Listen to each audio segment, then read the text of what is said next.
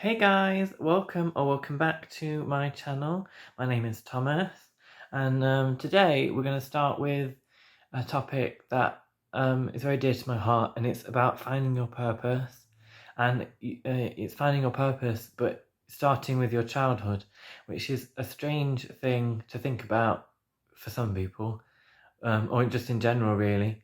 But um, yeah, I think that finding your purpose in life starts with all the things that you did when you were a child, and I, I, for me in my childhood, um, I like to spend a lot of time alone, reading and writing fictional stories where there was warriors and knights and magic and magical lands and that sort of thing.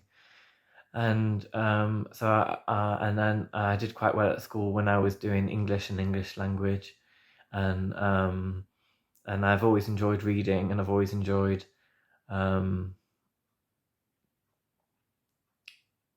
theatre, and part of theatre that I enjoy is the performing side, and so as a child um, I always loved being in like the school plays, and I used to get quite good parts for the plays as well. So that really helped me when I was younger because I was quite an introverted, and I am still quite an introverted person. Um, it made me feel like I was good at something, and because teachers obviously saw that I was willing to have bigger parts. So I was the Mad Hatter when we did Alice in Wonderland, and Toto when we did Wizard of Oz, and that sort of thing. So yeah, so another and in my life, whenever I've like struggled with going through things, I've always found that performing has helped me get through very difficult times. So that's either joining like a theatre group, like an amateur theatre group, or being a part of like an acting group. Um, that's really helped me develop as a person, and something that I would like to do as a job. But I'm from the north of England, so there aren't that many job opportunities in acting, but there are opportunities in theatre, and when I was at school, I helped out a lot backstage throughout my like school years, and I um, liked to do the costumes, the props, and the set. And I wasn't much of a tech head. I didn't really like the sound and the lighting, but that might be something that I go into in the future. I was way more comfortable in like designing and coming up with concepts for fashion and clothing and costume design, and making things.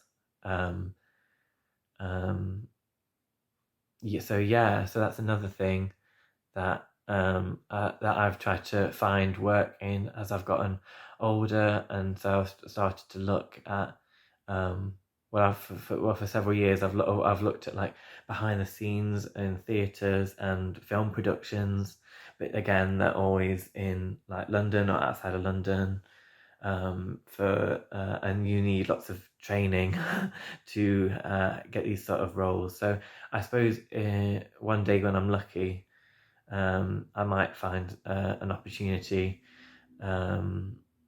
doing some backstage work. Um, so that's another thing that I was interested in when I was younger, and that I still am interested in now. So that's writing, that's theatre. Okay, and so another um, a topic that I'm interested in is poetry, and I've been writing poetry ever since I was really young. And me and a friend, I can remember this so vividly.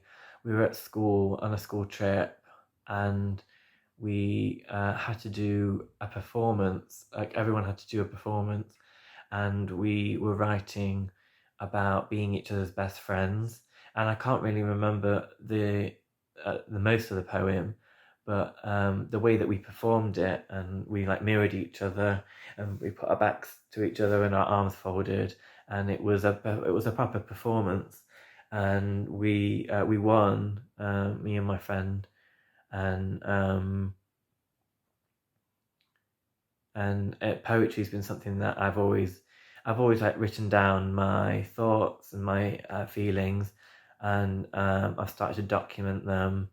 I'll post a link to my blog in the description box below, and for you to read them. And I hope that something that I've written finds you, and whatever feelings come up, feel free to let me know. I would love to know your experiences with my poetry, because I think that's part of the poetry experience, where you're writing something that you feel, and that you hope that it touches either it touches other people in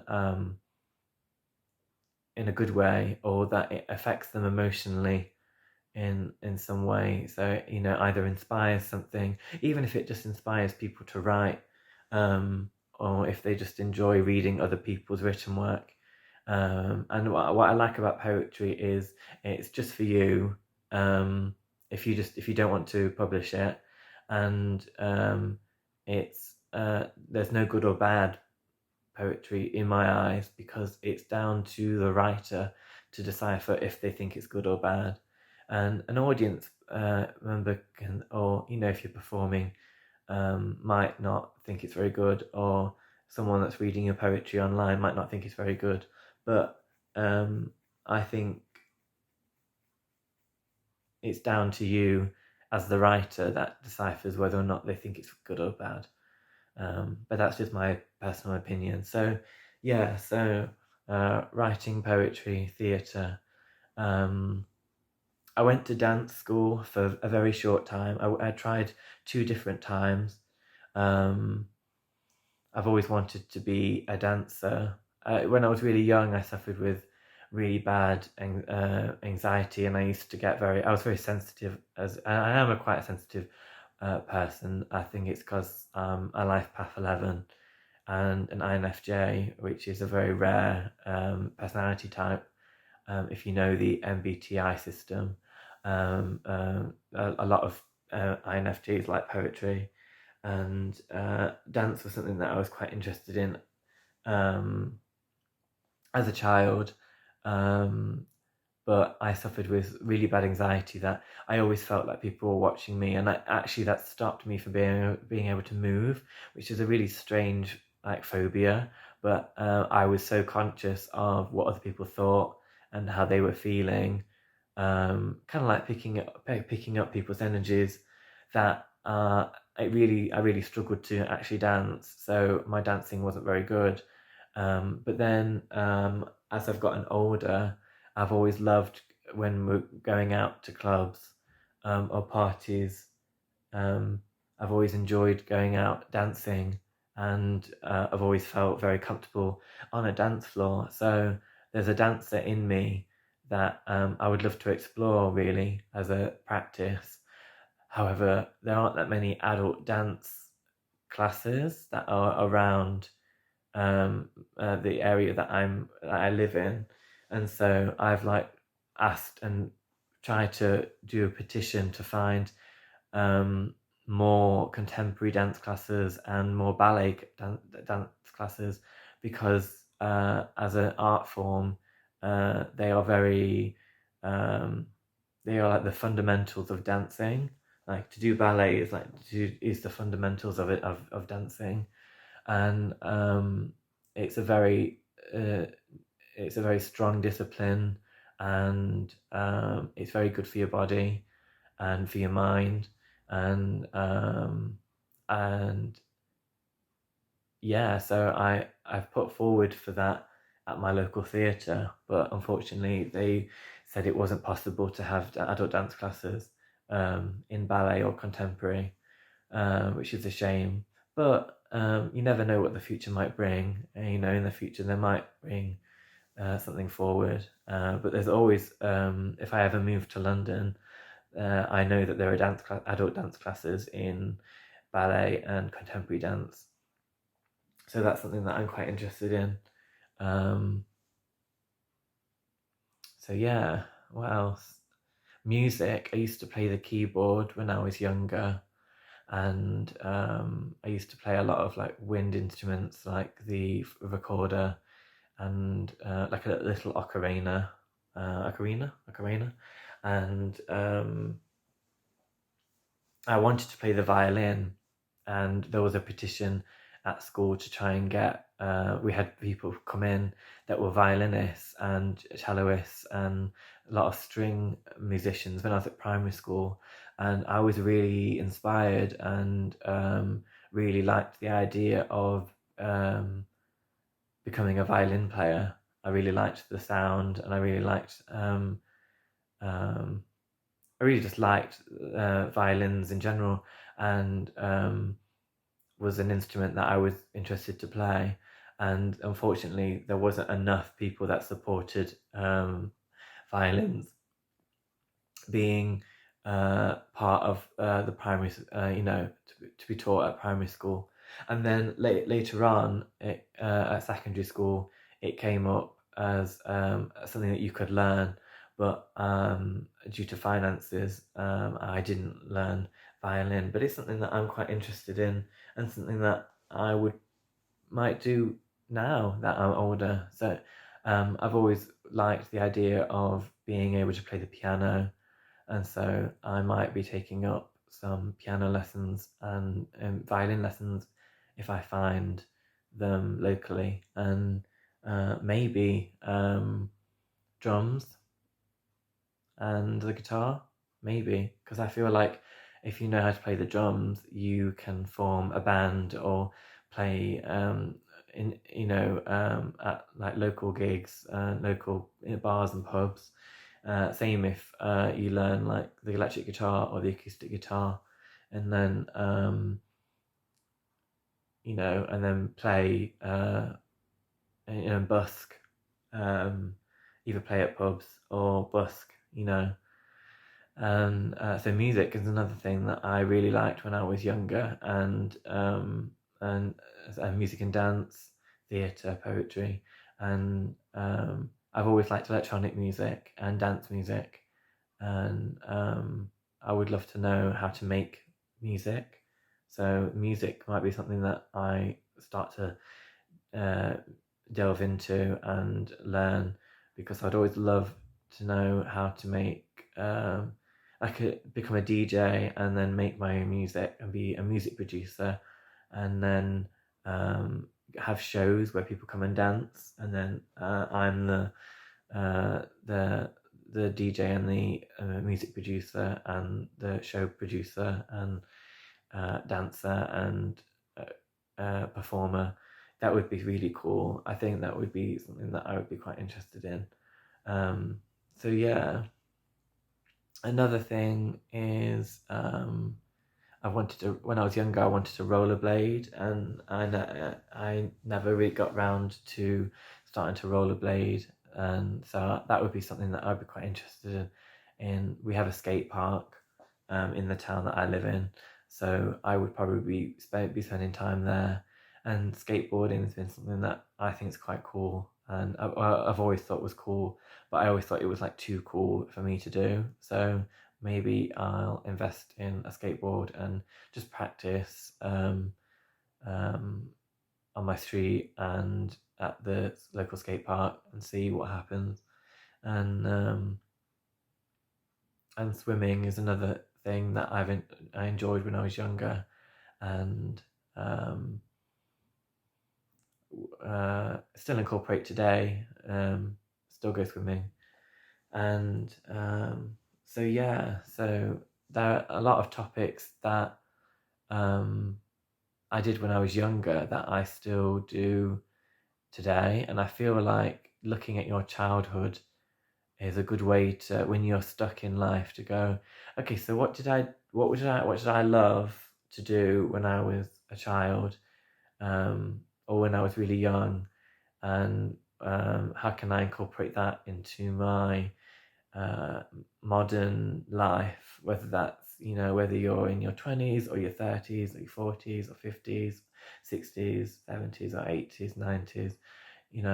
How can I find that inner child? And if you're interested in psychology, like I am as well, I'm very interested in psychology, and looking at the inner child, all the things that you did as a child, you do without much thought of. Everything is very instinctual. You do it because you like the thing, or you like the thought of it. So you try it, and you try it without much, like, you might be embarrassed for a short time, but you pick yourself back up and do it again. And when you're older, when you're an adult, you have much more. There's much more. How do I say it? You're conscious of yourself and other people a lot more, so you're less likely to try new things. But I still think that's not completely true, because you unless you stick to one job for your life, you're always trying different jobs, and then seeing if you like that for a short period of time, and then you try something else, and then you move on, or you move to a new place. And it's really interesting, going through life, and then at different points in your life experiencing different things and trying new things, or trying old things, which is what this video is all about. Trying getting into a theatre group, or getting back into swimming, or writing some short poetry about how you're feeling, journaling, going to art school and practicing painting. That's something that that I did. I did an art foundation at an art college, and I had no art background. This is in my teens and late teens, and I had no formal training in art. I didn't study art at school. In fact, I wasn't particularly very interested in it when I was. I liked drawing and I liked painting, but I wasn't like an artist. And then as I got older, I did paintings based on how I was feeling, and that got me into university, where I studied fashion communication. And again, when I was younger, I didn't necessarily say, like, there's some people in life that say, ever since I was really young, I always wanted to be a fashion designer, and I knew from a very young age I was going to be a fashion designer. And I never had that when I was younger. I knew that I was going to be a writer. Number one, I was going to be a writer. Number two, I was going to be a director. And then number three, I was going to be an actor, ever since I was really young. And I'm now 29, and I haven't been able to accomplish all of those things in life yet. And that's why I'm making this video, because I'm seeing what happens from by making a YouTube channel and talking about my experiences. I am connecting with much more of a wider audience, and it's really interesting to see what happens from uploading content. So yeah, that's what I knew when I knew when I was really young, that those are the things that I was going to do. And I still write. So I still write poetry, and I write lots of like titles for films, and I have ideas for scripts that have yet to be written, because I would love to write them, and I have all these ideas in my head, but yet I don't live I don't live a life where, like, if I wrote a script, it would become a film or a TV show or etc. And yet I probably should write about my ideas and my concepts, because it could lead, if I was lucky enough to get like a TV or film writing job, actually it could probably lead to something. Maybe the start of me becoming a film director, writer, and actor. It's something that I've been interested in ever since I was really young. And so, so then I went to study. I was at school and I had a tutor that I was studying performing arts because I wanted to become an actor. And I had a tutor that really, she really drilled into me that I didn't have enough, I didn't have enough singing ability or enough dancing ability to be able to go into acting as a further study. And basically I had a tutor that didn't want me to pursue performing as a career or a further study at university, for example. And that really knocked me off my confidence when I was really young, because when you're young you take on board everything that people say, and it knocked me off my path. And so I went to my friend was doing an art foundation, and I really liked the idea of doing a year where I was just experimenting with lots of different things. I really liked the idea of trying art and design, where I was doing a bit of photography and a bit of graphic design, and then the next day you do a life model would come in and do some you would do some life drawings, and then you would do a print the other day, and then you would be then in a ceramics room. And then I just really liked the idea of being free to try all these different things and experiment, really, to see what I liked and what I didn't like. And then it would give me a year to decide on what I wanted to do at uni. And at that time I fell in love with fashion magazines, and I really liked the idea of becoming an image maker like Nick Knight, or there are several photographers I quite like.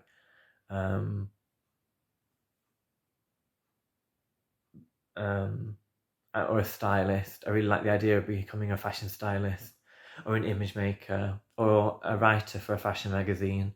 And that's when I went off to university, and I had to audition to get into London College of Fashion.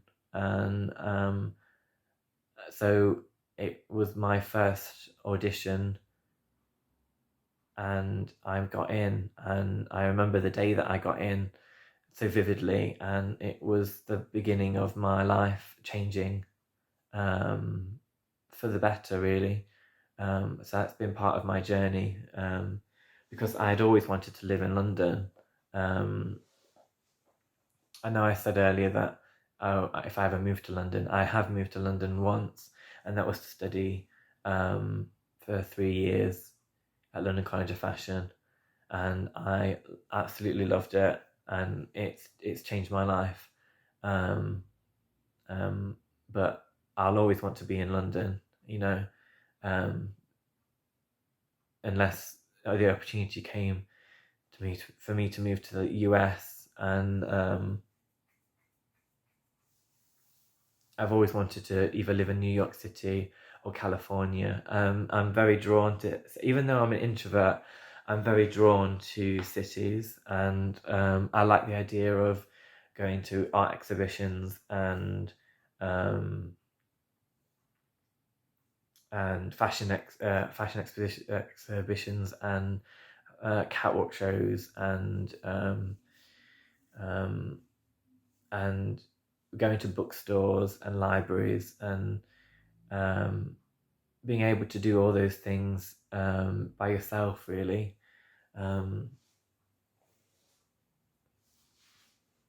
So yeah, fashion was something that came into my life at a later time. But I've always enjoyed the idea of clothes and how they. I've always enjoyed clothes and how they communicate different things, and how we use clothing in our day-to-day lives, and you know, as simple as what does it mean to wear a tie in society? Like, what does that mean? And how, if you wear a tie in society, it's like an arrow that points down to the crotch. Like, that is a really interesting thing. Like, these are questions that were asked at my historical and cultural studies classes, and I was like, this is what I've been looking for my because these sort of questions, you just don't. It's very philosophical, where you talk about gender and clothing and performance, and that's something else that's been very interesting to me, because I am a queer person, and I've always been either bullied for it, or people made big deal out of it, really. And I've always been very introverted and wanted to keep myself to myself, and I've always been out without having much control over it because of the way I look, the way I sound. And so another thing about me is I've wanted to be very political, and ever since I was really young, I've always wanted to do something that stands up for people who have been ostracized, and who are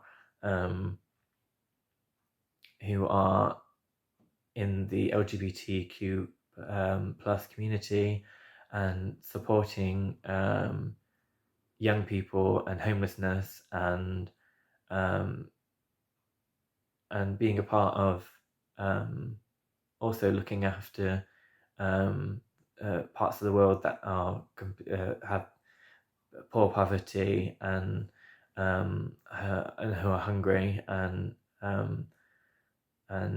animals as well. And I wanted to get in touch with all these sorts of things, and hopefully one day, when I have a platform to do so, all the people that are drawn to similar things will be drawn to me and the work that I will be doing. So that's all. That they're all things that I was interested in when I was really young. I've always felt that I have a huge purpose, and I need to get in touch with other people who have similar interests to me, and make changes in the world, because this world is dying, and we have complete control over the destiny of the future of our children, who will be wondering, why did our parents and our grandparents spend so much time on the internet when it was the last thing that needed to be done? Like, we are so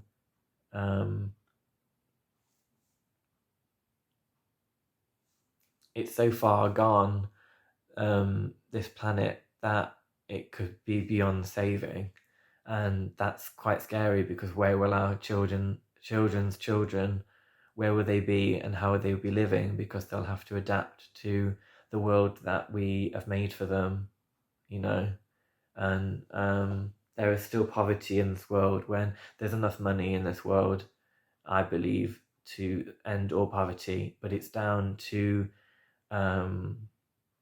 money at the end of the day, and we still have war in an age where we shouldn't really be having war, and yeah, there's a lot of things that need to change in this world.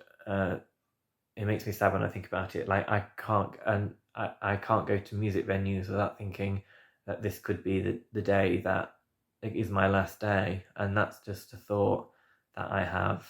And I'm going off topic now, so but it's true. I go to, if I'm in like a big venue for a music gig, and I've always gone to another thing I like to do is go to performances, like music gigs and venues, and to see bands and musicians and singers, and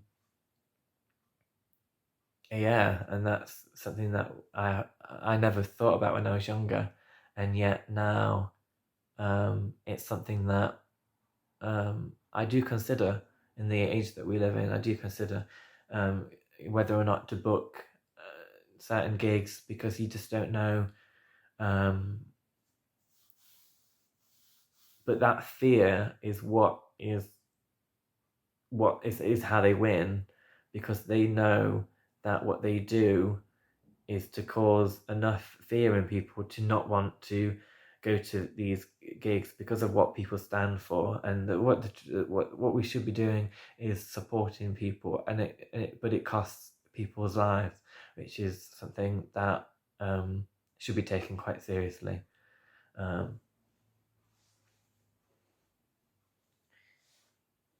So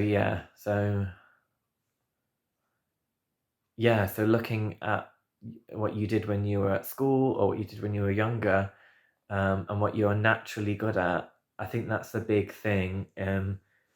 Is you've got to be, these things have got to feel natural to you, that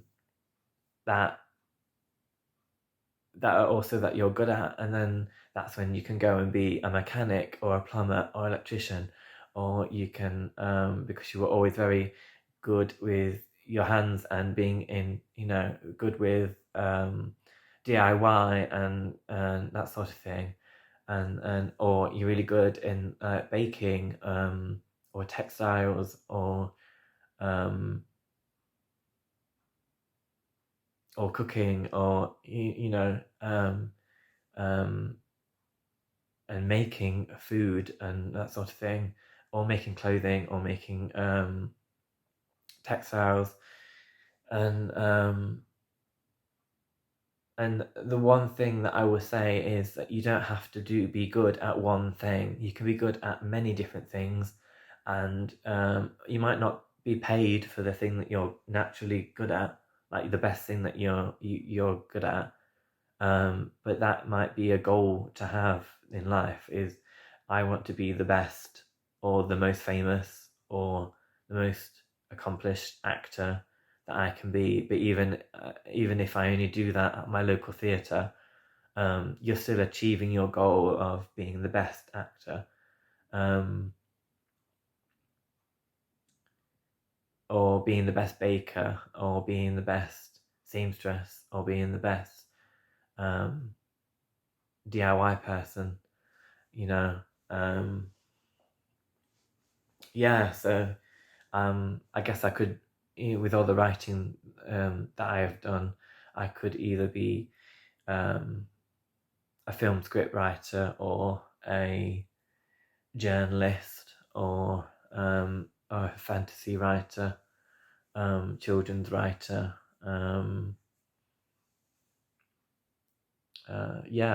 There's lots of different things that could happen, which is really exciting when you think about it.